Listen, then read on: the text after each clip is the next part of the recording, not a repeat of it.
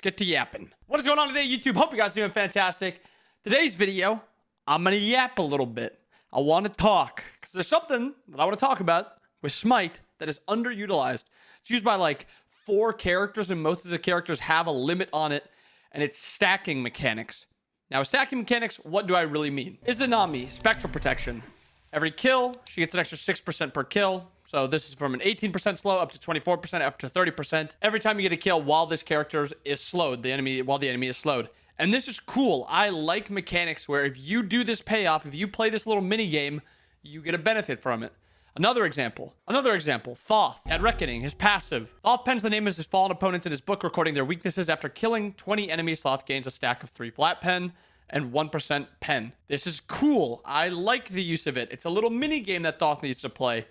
Can he play to 1v1 poke, all that good stuff, yada yada? Yes. Is it just as beneficial for him to farm and to get those stacks to do a little bit more damage? Absolutely, yes. In my opinion, the 2 best uses of this are with Charon, his passive Ferryman of Souls, as the god that brings the dead across the Styx River. You're playing this little mini game that fits into his lore. They have to give you a coin and you cross the river, or you help them cross the river, and you get health based on that.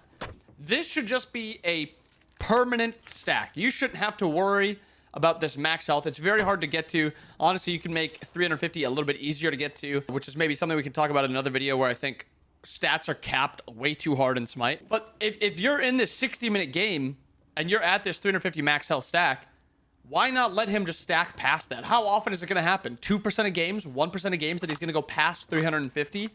It's going to be very rare. And that's why Surtr is actually my favorite use of this, because his one is essentially a permanent stack. It's capped at 200 because I think it's something with like coding or something where it's hard for UE3 to go past 200 or something. I don't know. It's nearly impossible to get past 200. I consider this a permanent stack because it's not going to happen unless you're going out of your way to ruin your game and to actually get stacks on it. This is my favorite stacking mechanic in the game, and this is one of the reasons Surtr is actually an enjoyable god to me. Very basic kit.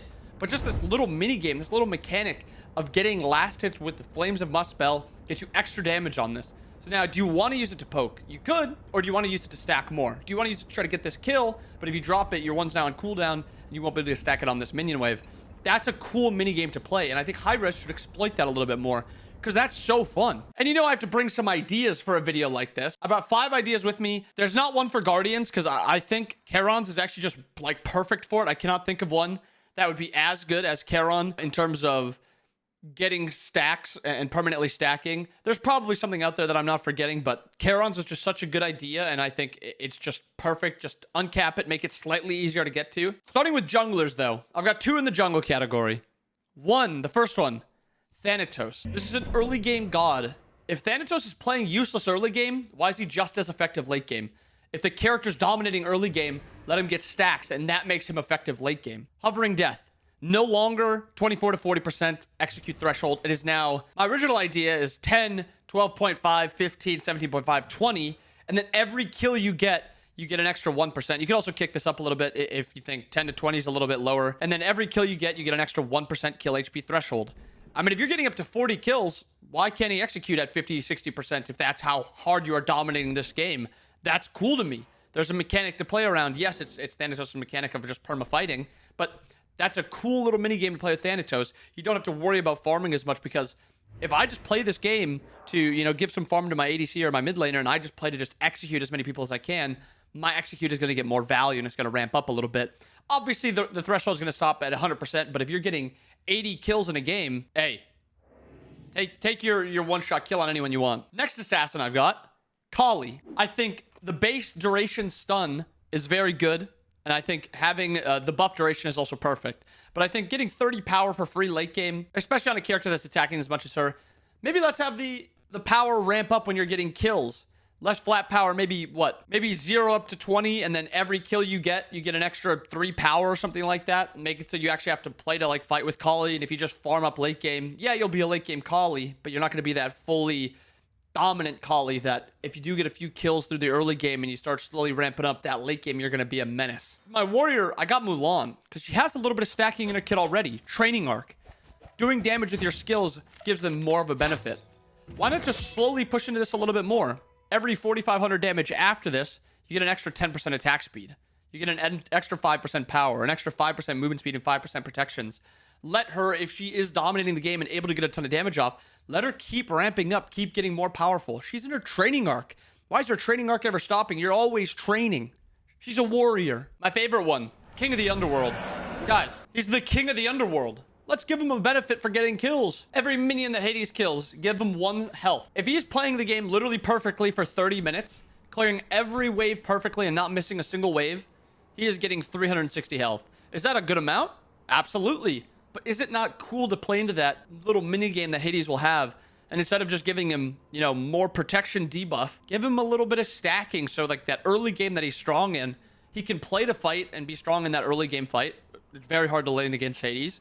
But also make him stack up. If you don't kind of worry about him, shut him down, give him some extra health for that late game. And then another one that has a stacking mechanic in it that I think could be more fun is just X-Ball. Just let him keep stacking past this. Obviously, 5 power, 6 stacks, 1500. He's getting this in no time. We'll obviously have to switch it around a little bit.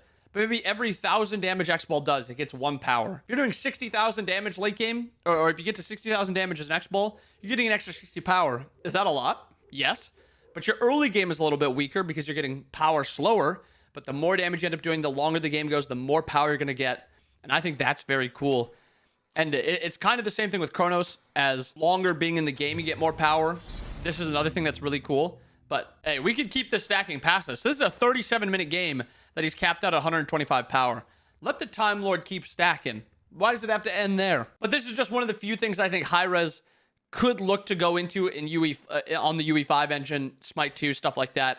I think Smite on Unreal Engine 3 was very limited, so I can't say that they didn't try to do that. They tried to do stuff. I just think infinite stacking can be incredibly fun if done right.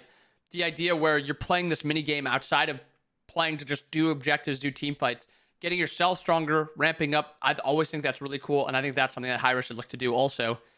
And one other thing that I just want to sneak into this video is I think reset mechanics are so fun. Thanatos is a pretty boring god. He's like a pentakill god, but his kit is very simple. But I think what makes him so fun is the resets that he gets in his kit. Getting a 1 or a 1, 2, 3 off, getting the kill, getting a reset, 1, 2, 3 off, getting a kill, getting a reset. That's fun to me. That's exciting. It makes it you have to think a little bit quicker because your abilities are coming back off cooldown quicker. Gods like on her. If you get a kill, the Slayer of the jungle, if you jump in and you get a kill within 3 seconds of jumping in, reset that bad boy. Reset that bad boy. You're the Slayer of the jungle. You're slaying. Benefit from that. I just think they could play into the lore a little bit more of some gods. I think it'd be really exciting. And I think adding depth to the game outside of just, oh, this guy gets 10 more power, I think is cool. I think it's exciting. Make him earn that 10 power through playing the game, getting kills, killing minions, farming, hitting objectives, stuff like that. I think that's fun. Let me know what you guys think. Do you guys have any ideas for infinite stacking or just something you think could add depth to Smite outside of like more macro stuff? This is more focused on micro, on God specifically. But I hope you guys enjoyed the video. Hope you guys have a wonderful rest of your day. I'll see you guys again next time. Peace.